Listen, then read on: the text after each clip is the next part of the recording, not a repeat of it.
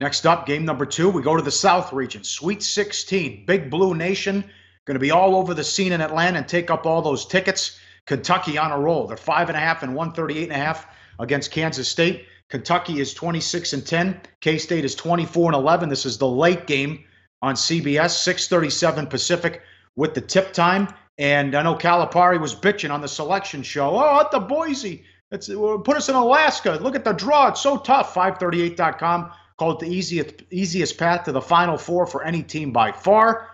And they're playing their best ball at the right time of the season. Alexander was terrific in the SEC tournament. They didn't play their best, but beat a good Davidson team and then ran out Buffalo.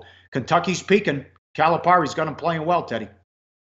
Yeah, sure. I mean, talk about things breaking right for Kentucky. Let's see. The top 4 seeds in the region all get knocked out before the Sweet 16. That's never happened in the history of the NCAA tournament before. It happened for Kentucky. Hey, bank error in your favor for the Wildcats. And then you talk about the venue. Huge crowd support. This is a home game for Kentucky, and the markets aren't pricing it that way or close to a home game. They will enjoy enormous crowd support. And, of course, we're talking, as you mentioned, about a team that is clearly peaking at the right time. It took a long time for this team to develop. I mean, one thing Calipari's always had, he's had these great point guards, but he's got 5 former Kentucky point guards currently on NBA rosters. And then he's had the big men. He's had Anthony Davis to work with and DeMarcus Cousins and Karl Anthony Towns. You know, the 3 best big men in the NBA today all came through Kentucky. This year's team didn't have that. They certainly didn't have that from the get-go. But Gilgeous-Alexander has been a monster at the point in recent ballgames. He's turning into the prototypical Kentucky point guard, and he's doing it, Pauly, despite the fact that the season-long stats don't show it. You just look at the postseason numbers. Here's 2 graphics let's throw up for you real quick. Gilgeous-Alexander in the SEC tournament. Look at that.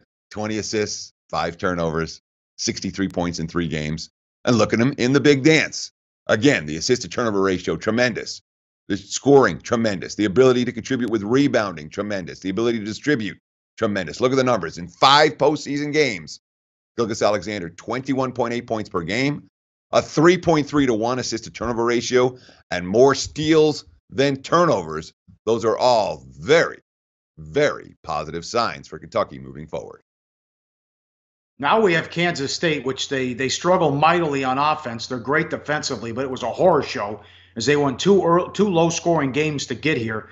Beat Creighton and beat Maryland, Baltimore County, and they also did it without Wade, who's 16 points per game and 6 rebounds per game. The numbers against the Retrievers were hideous. 0.76 points per 100 possessions, 1 of 12 on 3, and 18 turnovers against 18 field goals made. But they were gritty and holding. I mean, still, they did a great job defensively, but they couldn't do anything. That was a 1-point game late, and the Retrievers couldn't make a shot. Yeah. I mean, a lot of times, I think it's a positive for a team to survive and advance despite not playing their best game. In general, in the NCAA tournament, I'm looking to bet on teams that won but didn't cover in their previous contest, teams like Kansas State. But on the other hand, you know, you looked at the offensive numbers against Maryland, Baltimore County. This is not atypical. You know, when you have equal number of turnovers versus made field goals, that's not a good, that's not a good stat, and it's certainly not a good stat against the number 16 seed.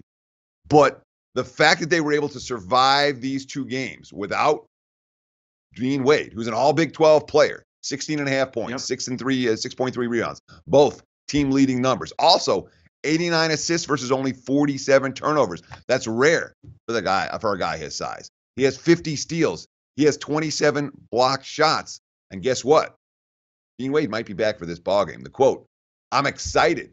It gives me another couple days to heal. I'm like 98% sure I'll play. I don't know if they can keep me out of this one. This is big time." Dean Wade, an impact player for Kansas State. I don't know if he's going to be impactful enough to get them past Kentucky, but he might be impactful from a point spread perspective. Like the show? Help us keep the lights on. Please make sure to comment, share, and subscribe to all the Sportsbook Review videos. Thanks so much. Best of luck. Enjoy the game.